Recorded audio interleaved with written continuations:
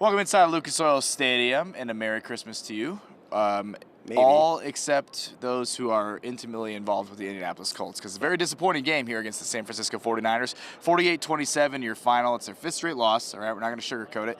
Not good right now. There's no question about it, and it was an abysmal defensive performance for the Colts here on Monday night. First primetime game in a long time.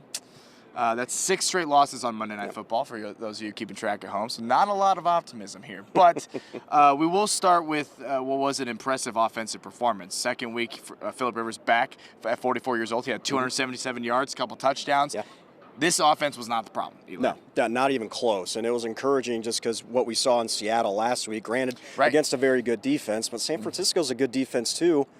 Rivers is firing bullets down the middle of the field and hitting guys in stride. Yeah. So that's, and we're going to hear it from Jake Arthur in a little bit, but he's not here for his physical tools. He's here for his mental tools. And he made the right reads throughout the game. Yeah. And it got off to a very fast pace in that we thought we were going to see a shootout between Phillip Rivers and Brock Purdy, which no one had on their bingo card heading into this game. But then I think it just got to the point to where you go to some of the bad things and the defense just not being able to, live up to their end of the deal here, and next thing you know, it's a 2-possession game, and when you get something like that from Rivers right away, you want to take advantage of it, and it just did not come to fruition. You got to at least keep it close. When you're getting almost 300 yards from a guy who was not playing 10 days ago for 5 years, like, you got to take advantage of that. And against a good defense. Robert Saleh is a defensive coordinator there. He's got a good defensive group on that side of the ball. Yeah, I don't know. I just don't know what else to say. I mean, Jonathan Taylor just 46 rushing yards. It feels like during this 5-game skid, haven't gotten him involved hardly as much. Josh Downs was great tonight. Alec Pierce just continues to earn himself money with the performances he's been putting on. But again, the offensive line beat up, and Phillip Rivers stayed relatively upright, I would say. A couple sacks, and then obviously the pick 6 down the stretch when you're trying to come back from a big deficit. But it was 14-14 at the beginning of the second quarter, and then the Colts were outscored 34-13 the rest of the way. Yeah, that ain't going to get it done. It's just not going to get it done. But before we talk about the defense, let's hear from the offensive side of the ball. Good things to take away, disappointing nonetheless. Very disappointing the way we came out. Obviously, got to be better in a lot of areas to give ourselves a chance to win games. So got to get back, clean it up this week, and get ready to go for Jacksonville at home. Shane, how do you explain that defensive performance given the stakes of this game? Yeah, we got to be better. That starts with me. Got to be better. Bottom line, we can't give up that many yards. They scored a lot of points, went up and down the field. We got to get that cleaned up in a hurry. Our defense played great last week, and then this week got to be better. And it starts with me. Bottom line. Shane, Luke talked a lot about not wanting to have linebackers in coverage, wanting to have defensive backs. Feels like, I know you had injuries at corner, but it feels like there's been a lot of linebackers in coverage and maybe not as much time. Do you know what's gone into that? Is it just the injuries at corner? Or? Yeah, I think Lou goes through his matchups every week and looks at certain things that he feels gives us the best chance. And that's how we go from there with the personnel stuff. Do you feel like the defensive plan was sound tonight, or are there any second guesses about how you tackled? Well, I think give credit to San Francisco. They did a good job, but yeah, we got to be better. Bottom line is we got to be better. We got to clean those things up, coverage, rush, all the stuff. It all ties in together. It's way more complicated than this, but how does the defense go into Seattle last week, hold them out of the end zone, and this week couldn't get a stop? Yeah, it's a great question. I think, obviously, like I said, things got to get cleaned up. It's the National Football League, and we got to be at our A game every week. You can't have one week where it's this and it's that. You got to come out ready to play, every single week. What did you think of the way Phillip performed in the second game back? I thought he played really good. I think he just had the one play at the end, but I thought he was on fire all game. He managed the offense at the line of scrimmage, did some no-huddle stuff with them, getting us down to the right place, threw it to the right spots every time.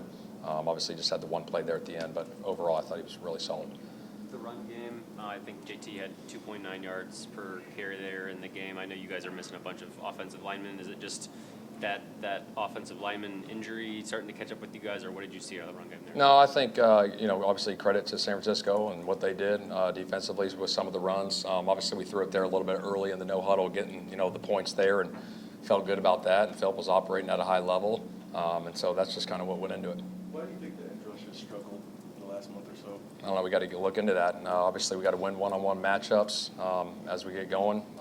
Every game, that's it. This game's about one-on-ones and winning the game within the game, and keep working those, pass rush stuff in practice so they can come to life, on Sundays and Monday nights. You're in a tough spot at corner, obviously, but just what's your assessment there with what you got out there? Yeah, I think those guys are battling like crazy. You know, they're right there. They're right there. We just got to get the ball out. You know what I mean? They're right there in coverage. We got to get the ball out there and get the PBUs. The team has lost 5 of last 6, or 5 in a row, sorry, 6 of the last 7. What do you tell them when you know it's not over, but it looks bleak right now? Yeah, I told those guys in there, like, shoot, we signed up for 17 of these things, and we got a division opponent, and we're not out of this thing. Until they tell us we're done, we're freaking fighting like crazy. And so we're going to come back in this week, get ready to work, and be ready to go for Jacksonville at home. Shane, you've been there for 3 years. Why do you think your team, at least up until this point, hasn't been able to win some of these games later in the season? Something I got to look at. Obviously, we got to find ways to win, especially in November and December. That's where you win games, and that's where you make the playoffs. So we got to do a better job, and I have to do a better job of that. Just how do you sum up just where you were just a month and a half ago to now? I mean, just can you put that into context? Yeah, it's tough. Obviously, this league will throw you curveballs and sideways punches, and you got to freaking battle like crazy. And you're going to hit adversity in this league, and you got to stay steady through it all. I mean, that's what it is, and you got to keep fighting like crazy no matter what happens. And you got to finish strong no matter what the circumstances are, and you go from there. Considering the injuries you all have had at cornerback, is there any consideration of looking at a guy like Jalen Jones more? Yeah, I think obviously he comes in and has some matchups and third down coverage and all those things, but we look at those week to week for sure. Yeah, obviously disappointed again. We didn't get it done collectively as a team on either side of the ball.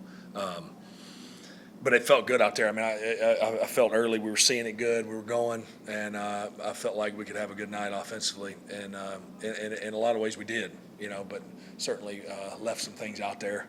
And then obviously to end like we did with the pick six with still a chance to get it to one score with around 4 minutes left.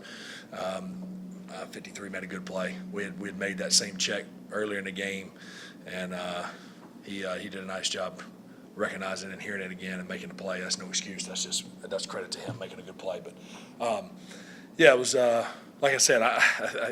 There's no consolation, right? There's no prize for losing.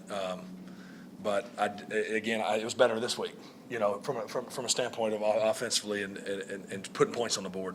But you got to win with it, like we said. And right now we're not getting that done. And I know this locker room's hurting. Again, I've been a part of it for a short time for 2 losses, and I know that it's been a long slide now for over a month, and I know that's tough. I've been a part of those slides, and now I'm obviously a part of this right now. And we just got to find a way to dig deep and find a way to win a football game. And we can't worry about all the scenarios and all the things out there. I know they're all out there. I know what they are. But we got to find a way to win a football game, or none of the scenarios come into play. How do you approach that? You've been in this league for a very long time. But how do you approach it when you know there's, between now and your next game, a million things that coulda, woulda, shoulda, whatever, to help you all get in? Yeah. I think it's as simple, and Shane said it in the locker room, as we signed up for 17. Obviously, I didn't sign up for all 17 of them, but yeah, you signed up for 17. And I just remember having to live that in years past. It's our job, to stick and bring it and give everything we got in every game, whatever game you're in, regardless of the situation. And that's, to me, the matter of fact route. The other part of it is it's the National Football League, and you've all dreamed of playing in this game as a kid. And if someone asked you again, would you play if y'all were going to be 2-14 like some of these teams are? If you had 2 games left, heck yeah! What do you mean we get to play an NFL football game again? So, I think those are the 2 simplest routes to take. But it's first and foremost our job to go stick and do the work we've been asked to do, and we've come up short. But what we've been asked to do is give our best effort. And so that's what has to be done, these next few days of preparation, which on a short week with Christmas on Thursday and then a division opponent that's on fire right now. So we'll have to bounce back in a hurry. That second ball was a phenomenal ball. But yeah, just gave me a chance, just execute the play. That second touchdown, not only a great throw, it was also a remarkable catch by you. We've come to see you make some of those acrobatic catches, but how were you able to get yourself in such perfect positioning over the DB, especially on the second? Felt like, the second one, I think it was third and long. They were ready for it, but that's why I said it was such a phenomenal catch. But I feel he almost laid it over the top of the DB, right? Because he was there. I think they might have got a PI, but he was there. I think if he would have put a bullet, a bullet pass, he might have got a hand on it, but he almost dropped in the bucket over the top. So it was pretty impressive throw. What was building over the course of this past week between you and Philip that created the opportunity for you to have the day that you did? We still only we haven't had much opportunities to get a ton of reps, right? Just with him being here 2 weeks, but he's played so much football. I don't think he needs reps. I think he just recognizes the coverage and knows where the ball should go, and then he knows what throw to make, and it's just our job to be there, get open, and make the catch. How do you describe his operation at the line of scrimmage to put you guys in such good situations as he did this evening? Yeah, it's pretty cool. He's almost like playing OC out there himself. Like he's calling. We had a lot of plays where we would get to the line and just motion. He'd figure out the coverage and just call a play there. So that's pretty impressive. Pretty cool to see him do that. How much did your offensive line step up? You guys were already down. Yeah. Obviously, you lose Bernie and then Tanner early in this one as well. Yeah, no, I was proud. A lot of younger guys, especially, and guys who haven't had as much opportunity to play, stepped in. Made a play.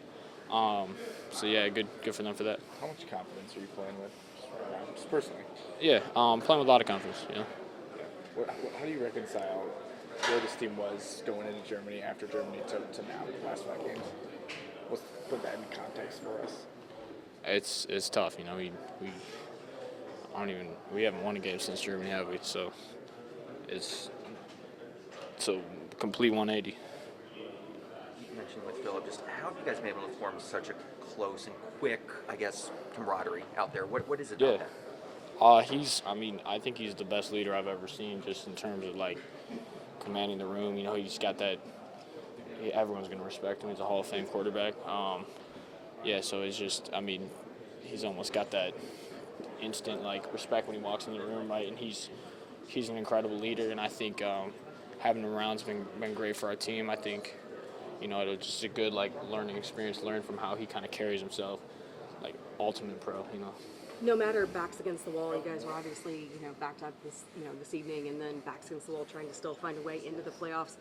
What confidence, what belief does Philip Holt give this team just with his presence alone? Yeah.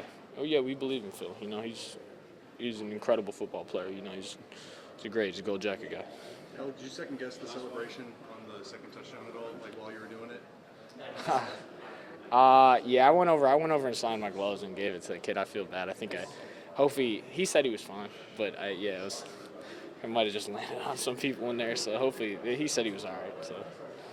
Yeah, man. I think at this point, it's really just all we can do is take it one day at a time, take the next game. Right, that's the most important thing is the next game. So putting all our focus on that and making sure we do whatever we can to win.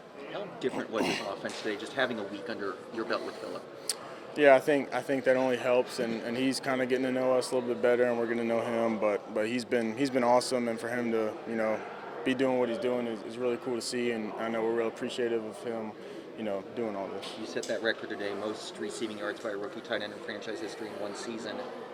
How have you been able just to get so, I guess, acquainted with this offense and how everything works in the NFL? I think it's really the guys around you, right? When you do, get stuff like that. You don't do anything by yourself on a football field, so it's all the guys around me helping me feel comfortable. The tight ends have been really awesome for me, kind of helping me with everything and making me feel comfortable. But like I said, anytime it's a situation like that, it's really 10 other guys are out there doing something with me to allow me to do something. How meaningful is it to you to break this franchise record? It is. I don't want to downgrade or sound like it's I'm not excited about it, but we need wins right now as much as anything. So. It's, I am appreciative of it and don't want to make it sound like it's something it's not, but that's kind of the main focus right now. How do you put into context where this team was a month ago to now, the last 5 games? That's kind of the nature of the game, right? There's ups and downs. We've, every team's going to deal with players being down and stuff, and so we've dealt with our fair share of that, but it's kind of the nature of the game, nature of this league, so it can't really, point fingers at one thing saying what might have gone wrong, but we still got more games to play and we still got a chance. Kind of like Pierce with 2 touchdowns today. How impressive was his performance today? Yeah, he's been awesome all year. I think he's probably one of the best guys when the ball goes up in the air. He's going to come down with it. So he's been awesome. He's a great teammate too, and it's been fun to watch him play. Yeah, very difficult. Especially it's probably our best offensive game in a long time, and just fell short. Everything wasn't clicking on all cylinders. But we had 2 turnovers, so definitely hurts, especially knowing where we started and we're on a 5-game losing streak now, or something like that. So, definitely stings. How difficult is it when you're down 3 offensive linemen at the point where you lose Tanner in this one? Oh yeah, we lost Bort early. Did we lose anyone? Just out Bernie and out Braden. Yeah, I mean, it's definitely tough, but Tony does a good job of getting those guys prepared. I think those guys came in and battled, played hard, played well. Like I said, we just fell short. Mo Tyler set the record most receiving yards by a rookie tight end in franchise history in a single season. What's he been like just to play with? Oh man, it's been great. Yo, shut up, bro. It's been great having him here. Since day one, he's just coming ready for whatever the coaches have given him. Always listening, always willing to learn. And if he makes a mistake, he doesn't really get too down on himself. Like you could tell, like when he goes back out there, he doesn't make the same mistake twice. And just call him jack of all trades because they literally ask him to do everything, and he's handled it well. So. I mean, congrats to him on breaking that record. Another positive, Alec Pierce, first multi-touchdown game in his career. What does it say about him that he's able to have a game like that just so quickly with a new quarterback? Oh, I mean, one thing about AP, he's the ultimate teammate. He does whatever you ask of him, and he's always ready. I would say, like this year, they've given him a lot more plays, like expanded his route tree, and he's proved the coaches, proved them right, showing them he can do it, and that's just opened up more opportunities for him. So for him to just click with a quarterback doesn't surprise me because he's a super athletic player. So like even if the throw isn't perfect, he could go out there and make the play. Well, what does it feel like when this offense is kind of clicking with Phil back there at quarterback? Shoot, at a point we felt unstoppable. I mean, we scored on probably 4 out of our first 5 drives or something like that. So I mean, you have a lot of confidence when he's back there checking you into the right look, and we're getting chunk plays in the passing game and different things like that. So definitely felt exciting being able to put up some points today. What's the mentality going forward? What's your message to this locker room, knowing you're still not eliminated, but now things got to really go your way? Shoot, we signed up for 17. I mean, you come here, you got to get back to work. Like you said, we're not mathematically eliminated, so anything's possible. I mean, you've seen a lot of things happen in the NFL over the years, so, I mean, we still have a chance to fight, and you should come to work every day like it's your last, honestly, because even if we don't make it, a lot of people dream to play in the NFL, so you're blessed with the opportunity to go out there and play more football games, so you should play to the best of your ability.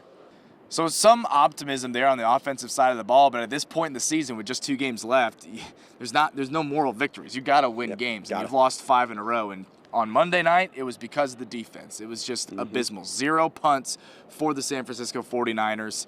I mean, it just felt like they were going to score every time they touched the football. Yeah, it was felt. You kind of felt it throughout the entire game. So you look at, obviously, Kyle Shanahan, a brilliant offensive mind. The run game, the run schemes that he's able to put together, when we watch it from up top and seeing it all unfold like that, it's a work of art. It really is. It's going to be very difficult to cover. He runs 12 personnel. He has receivers and backs moving in motion all over the place. And then when you have an elite back like Christian McCaffrey, who had, nearly 150 scrimmage yards in this game, it's going to be difficult to stop. But then, hey, you want to implement their quarterback, Brock Purdy. Right. Rock and roll all night, Purdy every day. Dicing up that Colts defense. Passed for 295 yards, a career-high 5 touchdown passes. Also, I think I read a stat, too. He had 12 completions of 10 or more yards through the air, which is a career high for him. That's not been done from a Niners quarterback since 2017, Brian Hoyer, who did that, ironically, against the Colts. Oh, my gosh. With 12 of those. So, Listen to he was picking out spots, especially through that second level of the defense. The linebackers were lost. And George Kittle was tearing them apart. And then you, of course, have Rashad Jennings and Demarcus Robinson making their plays, too. Good luck. They were a freight train. They absolutely were, bro. I mean, it wasn't even anything crazy, but it just felt like 2 plays a drive there across midfield. And it was just a matter of time before they score. And you're right. The lost is a great word to describe this defensive performance. There was no pressure on the quarterback, and then the 1 sack they did get was recovered, and it was a gain of 3. I don't even know how else to describe it other than that. It was a ridiculous play and a ridiculous game for this Colts defense, and they know that. They were pretty disappointed after the game. Points, and it's our job to make sure the other team doesn't score, and we didn't show up today. I mean, the percentages, you know what they are at this point. It's tough. Yeah. And you know what these late season outcomes have been like. How are you digesting that? Yeah, I mean, we got to come back to work on Wednesday, and I mean, we got to get back to it. I mean, we got to finish. We got to find a way to finish strong, and knock out these 2 next opponents, which are division opponents, and got to make sure everybody got to give a little bit more. That's what it is.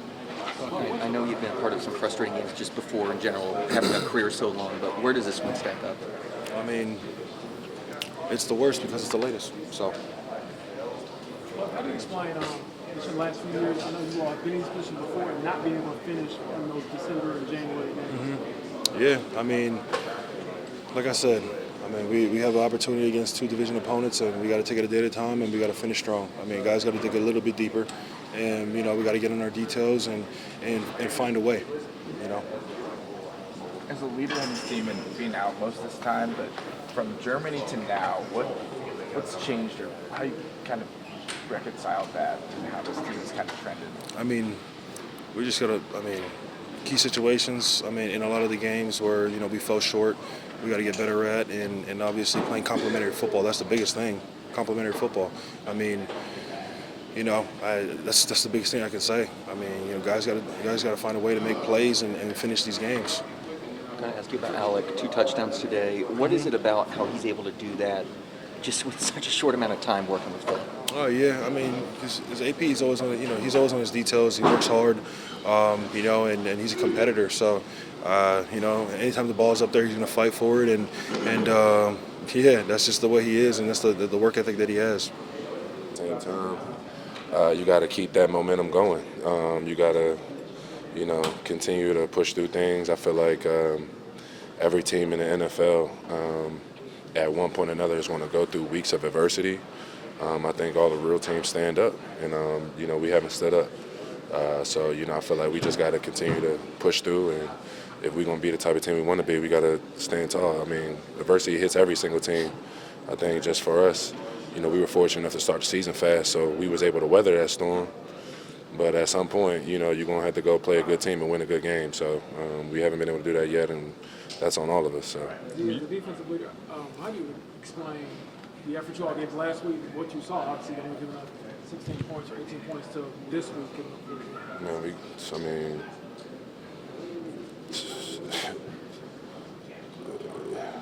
We got to dominate today. It's really nothing else to talk about. Credit to San Fran. I feel like they came in, and they did what they wanted. And it's a week-to-week league. No matter how positive or however you want to put it, we played last week. Yeah, last week we played 59 minutes of great football and didn't finish the game. So, obviously going against a similar system, they're used to the same type of scheme. I feel like they used that Seattle film and, learned from it and made, adjustments and attacked us in certain ways. And, I think we just all got to be better just on all levels, like myself included. I just think they got after us today, honestly. It's not about one guy, but Phil has done what he, came here to do, to give you guys a chance. How do you kind of reconcile his performance, like tonight particularly, with the rest of the team maybe not being able to get him across the finish line? Yeah, like you said, it's not really about one. I obviously love Philip, appreciate everything about him and who he is, and as a man, as a player, as a competitor, Philip's that man. But it's bigger than him, it's bigger than me. It's about us as a team, and I think, if I'm be honest, I feel like all 3 phases we lost today. I know the offense scored a lot of points and stuff, but I still feel like just as a team, I feel like we just didn't come up today. Is this one of the most frustrating games as a defensive player that you've had to deal with in your career? Yeah, I would probably say so. Just coming to the game, just having a lot of confidence. Just truly felt like we were the best run-stopping team in the league. Honestly, it really did, and just San Fran was just able to attack us and get us off balance. Just felt like I was on our heels this day, and credit, like I said, credit to them. They were physical. McCaffrey's a great player, and Purdy was putting the ball where he needed to be in the right spots. I just think they played better than us today, and then on the biggest stage, we came up short. You guys are where you are, but you're not mathematically eliminated from the postseason.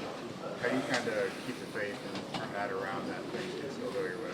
Yeah, I don't think it's a faith thing. I personally just think it's a pride thing. It's how do you continue to raise your level, look at yourself honestly in the mirror about where you came up short. Obviously, that starts with myself, and you can just continue to push forward. Obviously, today was a shitty day. It was, but we got Jacksonville coming here, and our fans deserve better. We got to give them better for the last home game of the season so far. What is it about these games in the last few years that haven't allowed this team to kind of go over the hump in December and January? I guess what the key is looking at? If I knew, I'd give it to you. If I knew, I would do it. Competitive stamina, we talked about it. Just when you play in these games, when you watch the games across the league, just got to continue to execute at extremely high level. At this point, every mistake, is drastic, is critical. Just like Shane's been saying, just a little bit more. We got to keep pushing to keep being better, and we haven't been. So we just got to keep finding a way, and no opportunity next week against Jacksonville at home, and looking forward to it. They had a complete game. I think players in every position had a good, solid day. It felt like we couldn't get our rhythm started on defense, and we have to take ownership as leaders that we didn't really get any momentum for our team. I feel like we weren't in third down a lot, so we didn't force a lot of third down. So we kind of made the game super easy on them, and they executed super well, spreading the ball around, getting the ball to their playmakers, and doing just enough to keep us on our heels the whole game. And that's what it felt like, and something that we have to improve on. How frustrating is it to have a game like that where it just feels like you guys want to get those stops but can't? Yeah, it was super frustrating. But obviously we have to stay composed, and that's what we were doing. And coming back to the sideline after every series, it hurts giving up touchdowns. After having a good year of being good in the red zone, today we weren't worth anything in the red zone. And I feel like it was frustrating, but nothing to hang our heads. But it was eye-opening that we got to get better. We got to practice better. We got to play better. From top to bottom, everything that we do has to get better. Cam, how do you explain the performance last week compared to one this week, just 7 days later? I think just execution. Last week we felt like we executed really well, holding them to a bunch of field goals, not letting them get in the end zone. Today we did the exact opposite. We had a good week of practice, a good week of focus, and so it wasn't to our preparation. It was just when we came out on the field, we didn't execute like we should have and like we plan on doing, and that's something we have to look in the mirror at ourselves and figure out why we weren't able to execute and why we were able to make the game easy on them. They probably, going through every series like, okay, easy money. And for us, we gotta put an end to that and get stops as a defense and force them to third down, third and longs, and be better on first and second down. So obviously a lot of disappointment coming out of Shane Steichen and Phillip Rivers in this Colts locker room. I mean, no one's going to be happy when you've lost 5 in a row, and especially not when you lose it this way for the entire nation to see on Monday Night Football. Hide your kids, hide your wife, hide your eyes. I don't know. It's just not a good situation if you're a Colts fan. Jake Arthur of Locked On Colts, Roundtable Sports. He's here breaking it down. Jake, what do you make of this performance? Defensively, the whole thing, the last 5 games, all of it. Nothing about this team is what we thought of them 6 weeks ago or so. You know what I mean? Like, they don't play complimentary football anymore. Only one side of the ball shows up on a given week. Like, the defense goes out and keeps a high-powered Seattle offense out of the end zone all week. Last week on the road on the West Coast, which was their 4th long-distance trip of the season. And now here at home, just absolutely obliterated against a capable offense, but one that shouldn't have done what they just did out here. And it's unfortunately a pattern by this team of just allowing themselves to get totally outmatched and embarrassed in these settings where they have to win. Like they told us, again, I mentioned like 6 weeks ago, how many times did we hear we want to be at our best in November and December? And then they have lost all but one game in that stretch. Yeah. And they look like a shell of themselves. They're not running the ball like they were. The offensive line doesn't look like it did. Their quarterback, the quarterback situation, our quarterback's heads are falling off, essentially. Just everything we thought we knew about this team is just, it's kind of gone. Right. And the frustrating part is, with the exception of tonight, for the most part, they've been in control of just about every game they've played. Right. And they've found ways to lose them. But here, it's like they never really, the offense came, but the defense did not. It's crazy. It was a 98% chance to make the postseason back when they were 7-1. Now it's below, I believe, 5%. I'm sure there's a bunch of different percentages out there. That all happened in the snap of your fingers. And when you mentioned the quarterback situation, when you have a performance like that from Phillip Rivers, and the defense does that, that's even more, I think, kind of a letdown in this scenario when you had to have it, like you mentioned. Well, he's got to feel right at home because if you remember the old term chargering, it was Phillip Rivers and LaDainian Tomlinson and Michael Turner carrying the Chargers offense and the defense letting them down and finding ways to lose. That's exactly what we're seeing.